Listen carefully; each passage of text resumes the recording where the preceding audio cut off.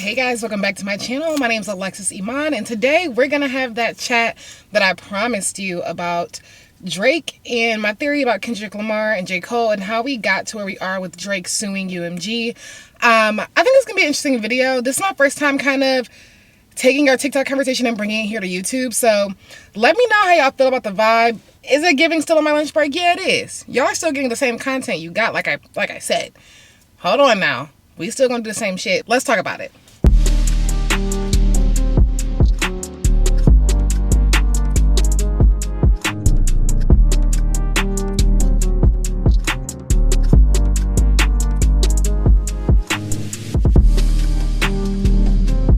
Okay, so by now we all know that Drake is suing UMG, which is his record label and who Kendrick Lamar has his distribution deal and publishing deal through, for somewhat inflating the numbers for Kendrick Lamar's song Not Like Us, which ate Drake right on up. Now, on TikTok, I said that whether or not his lawsuit has grounds or not, which I personally just think it doesn't, I was saying that overall, the fact that you are filing a lawsuit at all is a huge admission to the fallacy of his own career.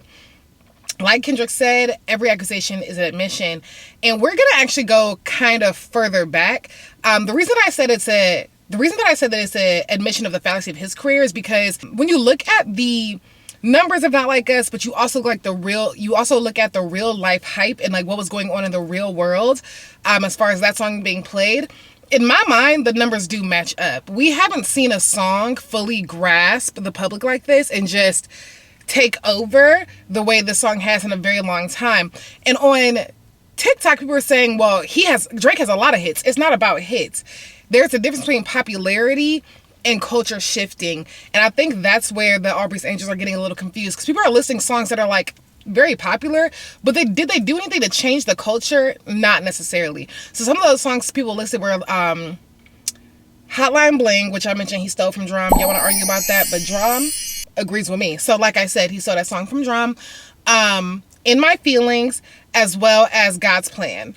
Are all those songs extremely popular songs? Yes. Did they do anything to move the needle as far as where hip-hop is as a culture? Absolutely not. I wouldn't even say those are hip-hop songs. to be honest. They don't really compare to Not Like Us in that way. And for Drake to genuinely not believe, because I'm going into this whole lawsuit thing with the idea that he actually believes this. Not that he's just trying to get his lick back or he's just trying to, prove a point. Let's go with the fact that he genuinely believes these numbers are inflated. Well, where are you getting that feeling from? The only way you feel like that is if you have a reason to believe that they've done it in the past.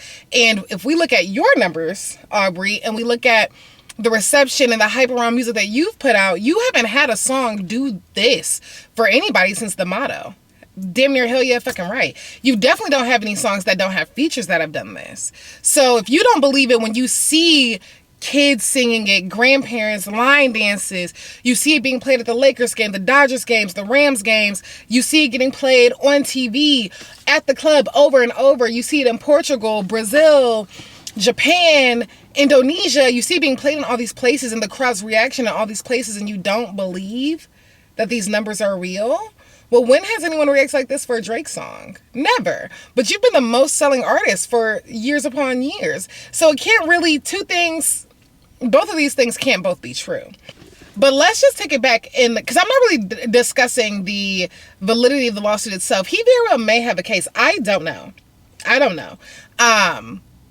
But my viewpoint is more so that the fact that he's raising the issue at all speaks more volumes about how you feel about your own career and about how you feel about this beef as a whole, more than you think it speaks to Kendrick Lamar's actual success and what actually happened in that beef. Now, I think it's very clear that this is Drake coming clean and saying that he lost the beef. Because the only way you can sue your record label under the guise that they helped boost this song to diminish how much they had to pay you, that would be you admitting that you lost. So we can just go ahead and stamp that L for Drake. We been gave the dubs to Kendrick anyway, but let's just go ahead and hand Drake his L because he's just now coming to terms with that in December, even though this happened all the way back in May. So I'm sorry for your loss, Drake. But let's take it back because I have a lot of thoughts around how we even got here. And I really want to say Drake has a problem. Like, what's his name from TikTok? But Beyonce said America has a problem. And I don't think that song was about him at all, but she went ahead and made it about him when she put Kendrick Lamar on that remix. The whole time when that remix first dropped, I was like, why the fuck would she grab Kendrick Lamar for this? First of all, this song don't need a remix. But secondly, who the fuck said remix of a fucking Kendrick Lamar? No one said do that. But then I thought about it. That was her very quiet warning shot to Drake about all of this. Let's blame Roc Nation. Roc Nation will crumble. Okay? Because when you think about it, I feel like the only reason Beyonce did that was to throw a shot back at Drake for trying to step on her release of Renaissance. For those of you who do not know, Drake wrote Heated. And when Beyonce went to go get the clearance to put that song on her album. Now, we don't know, I don't know what year he actually wrote it. I'm sure he wrote it years prior. But he, if you go look, we'll insert it here, he is listed in the writing credits as the writer of this song. And I've heard the reference track as well. This is his writing. But when she went to go get the clearance to put that song on her album, what did Drake do? Drake approved that clearance and then put out Honestly Nevermind. He attempted to step on the release of her diversion of what is popular in music right now to, in my opinion, take claim of house music making a resurgence back into mainstream and back into being reclaimed by Black artists. He attempted to do that because he knew that her album was coming out. He only knew that her album was coming out because she had to clear the track that he wrote. And when he did that, she put Kendrick Lamar on that remix. Now, America has a problem, which is Drake, but Drake also has a problem, and Drake's problem is gambling. We know that Drake has spent the last few years blowing money in FanDuel and DraftKings and all these things. He gets on streams and just blows money. And the addiction to gambling is not the addiction to losing your fucking money. The addiction is to the rush, to the dopamine hit you get from the risk. Now, what if I told you that I think that all of this was just Drake's biggest gamble? Because I feel like there's no way we can sit up and be mad at anybody but Mind Focus, anybody but Drake about him losing this beef and what that has done to the negotiations. According to the negotiations for his new contract, according to academics, the negotiations have all but completely stopped. And no one is conversing with Drake about what he wants moving forward. Mainly because he feels like they're trying to shut him out of money that he rightfully earned, which I don't think is wrong. But I also think that you knew that when you got into this beef. You knew that you had one project left, which was rumored to be the project with Party Next Door, which now I don't think will ever happen. I don't think Drake will ever hinge what he clearly feels like is his last public showing on a collab album. I think that Drake thinks that this is all worse than it is. I think it's very clear that Drake thinks that this ended his career, whereas I don't think it did. But I don't think it did because the option was always there for him to have some humility and to really be introspective about what happened when he decided to come back in a year or two. Drake knows that he will not do that. Drake knows that he will never sit to his fans and say that this really hurt my feelings and this is how it felt to hear these things, because Drake knows that there's questions about what Kendrick Lamar said about him that needs to be answered, and if you don't answer them, your career's over anyway. And I think that Drake personally feels like this ended his career. But Drake, the Kendrick Lamar screaming, you're trying to strike a chord, it's probably a minor, was not ending your career. What's ending your career is you crying and throwing a fit about it to your record label, because now you are damaged goods. Who would want to sign you now when this happens? You can be independent. Drake absolutely could go independent. Drake clearly does not want to do that. I think it's very clear that he does not want to do that. If he wanted to do that, he would just do that instead of suing his record label. But I think he went into this whole beef with Kendrick Lamar as a gamble, as a big risk, that if he hit a home run and he did what he was supposed to do and he won this beef and he solidified himself as the greatest rapper of our generation, then the money that he asked for in return his negotiation would be undeniable. But with any risk comes the chance that you might not make out that way. And it looks like Drake just never considered that. And one reason I think Drake never considered that, and that's going to put us back in that timeline of how we get from America Has a Problem to Not Like Us, is J. Cole. Jermaine, step to the front, Bookie Butt. You're trying to run from this fate, and Kendrick's not about to let you. He is not about to let you. If you look at the sequence of events, and I actually have it written down on my phone, which is attached to my camera. Oh, so hold on. Okay, so I have it on my phone because I just want to get the dates right.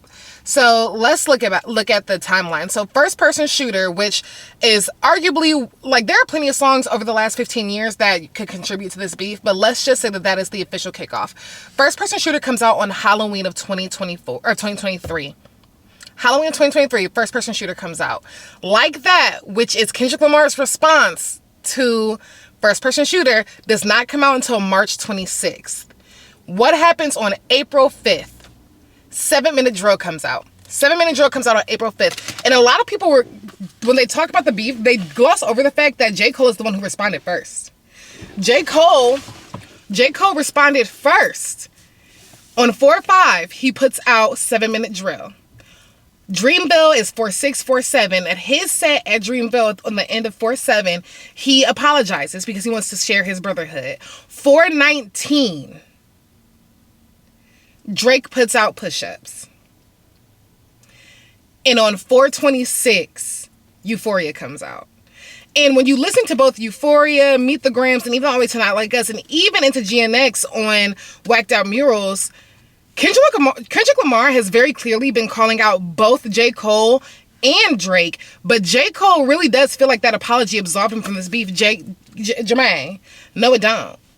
Like Kendrick said, if you would have ignored me, we could have called it even. But since you took it to the internet, since you uploaded your little upload, now it's smoke and you're trying to run from it. To be honest, I really think that Drake went into this whole thing thinking that him and J. Cole were going to jump Kendrick Lamar. I think he thought they were going to jump Kendrick Lamar. And when you look at it that way, as the big three in a beef, then Drake does have the actual advantage because Drake has a larger fan base and a more lucrative fan base than both J. Cole and Kendrick Lamar. So if you have the lyrical talent of J. Cole, you have the popularity and hit-making abilities of Drake, up against Kendrick Lamar, who they both deem to be inferior because J. Cole in 7 Minute Drill and on First Person Shooter claimed himself as the Muhammad Ali of the big three, who is the greatest of all time. So you both feel like he's an inferior foe. And so I think Drake thought that apology was weak sauce, whatever, you're still going to be in it. And then you get here where you're at the biggest gamble of his life. And then also you have to remember that almost 2 full weeks go by before Kendrick responds. Drake went into the last weekend of April thinking that Kendrick Lamar was not going to respond. And this is the last thing I'm going to say about how we ended up here, and that this is not so much about whether or not, and this might even be a full-fledged thought. We might have to make multiple parts of videos. I don't know. But this idea that Drake, I don't think this is about the music. I don't think this is about Kendrick Lamar in particular. I don't even think it's about the label. I don't think it was about whether or not they charge more or less. I don't think it's about none of that. What I think happened here is that Drake is gagged because it did not go his way. He is gagged because he took the biggest gamble of his life and he lost. He lost that gamble, but he lost because he was very prepared going into it. You can tell on most of these tracks that he put out on Family Matters, you can tell that he had recorded that prior to, if not very close to, Kendrick Lamar's response when he put out Euphoria. But I do believe that song was recorded prior to Euphoria ever coming out, because he responded as if several people were responding to him, and that he was expecting multiple people to be coming out the woodworks, which people did. But even when you look at it, it really is it's a game of numbers and dollars. Drake is looking for his last big payout, because when you break up the numbers, they just don't make sense when you couple into the fact that this man has been a chronic gambler for the last 2.5 years. His presence on the internet has been mostly him throwing his money down the fucking drain. Okay, when you break down the numbers, he is on the hook for $400 million to UMG. Drake's total net worth is $250 million. That is all investments, all properties, all vehicles, all art pieces, everything, all in, $250 million. You are $150 million short. And honestly, maybe, I don't know, because you know how I paid this over time. I feel like over since you signed that original contract to now, you really could have paid them people back their money. But now you realize that money is gone. Not only is it gone, you actively are losing out on these damn apps. And you are looking at the fate of what the biggest gamble you just took is. You're staring down the barrel of a $150 million gun. You know that even though you have not attempted to put out any music, you know that in the future the music is not going to boom the way it did. And you're just looking at the numbers, they simply don't add up. And even when you look at the people who came out in support of Drake, it's all these people who need some fucking money. All these people, all these old heads who are running out of fucking money. All these people running out of money. Even when you look at Thug apparently patched things up with Drake. But if you think about it, Thug needs some fucking money. Thug just got out of prison. He needs some fucking money. Y'all know I'm Gunna's biggest fan. Gunna said that in the year and a half, the 18 months he spent in prison or in jail, he lost almost $4 million. He's put out 2 albums since he got out, which is almost 2 full years since he got out. Him and Thug got arrested the same day. So if Gunna lost $4 million in the 18 months that he was in, and Thug across almost 3 full years was still in, he probably lost countless amount of money. Yeah, it wouldn't make no sense for him to come out and be on the side of and be in opposition to anybody. He needs to get in the fucking booth. So yeah, that makes sense. But there's nobody who is currently on, who is currently up, who is looking at Drake for a payday. You don't need to do it. Because honestly, the tides have been changing on Drake. Drake's refusal to acknowledge that maybe it's not the label is beefing with you. Maybe it's the fact that people are catching on to your shit. This whole time, we looked at Drake hopping on these tracks as the Drake stimulus package. It was the Drake steal it package. All the artists who had some actual talent, who had something in the chamber ready to be played after they got their Drake feature, all those artists continue to be successful. Lil Baby, Migos, they didn't actually need Drake. They already had a label who was willing to push them, and they already had the talent. But then you look at all these other guys who these songs go nowhere. Like, what's his name? Sheck West. He put out the biggest flop of whatever year his album came out. Nothing happens to these guys because he's not actually looking to put them on. He's looking for a new sound to steal, but it looks like he's putting them on. And when I mentioned that he stole Hotline Bling, you could think that, talk about the fact that he stole Going Up on a Tuesday from I Love McConan. And he also very clearly bait and switched I Love McConan. It was either you offered for this feature, you put out the feature, and then after the fact, you came back and said, pay me $250,000 for the feature or sign to me. And what happens to all the artists he signed to? That signed to him. They all go on the shelf, never be played with ever again. He just steals their music, and that's the fuck it. Especially if they're from Toronto. Anybody who is from Toronto who got a Drake feature or who got signed to Drake, it was all a fucking ruse. All of it was a ruse. All of it was fake. Literally this whole time, Drake is just he's the biggest actor. Being Drake was just the biggest role for him. Even when you look at the streams stuff he's doing now, you look like the biggest Canadian cornball, but that's just who you really are, and you're an actor who's been playing this role of a rapper this whole time, and now the role's over, the show's done. Even the new guys don't want the Drake stimulus package. Forbats got the feature for Date at 8, which he did not need, might I add. He got the feature for Date at 8, and when he put out the album, it's the original version, no Drake on the album. Even the young guys don't want it. They know the game's already up, the jig is up. And I think Drake ultimately went into this thinking it's going to be a 2v1. We're going to squash him, and Drake's going to look like the bigger artist because Drake makes better hits than both J. Cole and Kendrick Lamar. He was going to come out on top. He was going to ask for $800 million, and he was going to get it because there was no other rapper out there who was better than him. But guess what? J. Cole is a bitch, and Kendrick Lamar's been a better rapper than you this whole time. And now you risked your whole career on a gamble that you never had to take. I don't know. Let me know in the comments if this made any sense to you. This is just a stream of thoughts that I had because I really feel like, no, we all got duped. I like Drake's music, and I think Drake is a cool artist, but I don't think Drake is influential in the way that he wants to be, and I think that irritates him. That is what irritates him about Kendrick Lamar, because there's no way he's ever listened to Kendrick Lamar and genuinely thought he was a better artist. He just did not like that Kendrick had a grip on the people that he could not grasp, but you could never grasp it because you are not one of us. You are not like us. Kendrick was not wrong, and yeah. This probably will be the last time we hear from Drake because I think there's a stain on his career. There's a stain on his legacy that he's put there. And there's a stain on his ability to work with people that he's put there by suing his own record label. Thanks, Beyonce, for putting this all on. That's all I got. I'll try to edit this and post this as fast as I can. Make sure you guys like, subscribe, and stay tuned for the next topic. I don't know. I think this is actually kind of an easier setup than I thought it was going to be. I just wish I would have started recording sooner because I got to hurry up and get back to work, girl. But I'll talk to y'all later. Love you. Bye.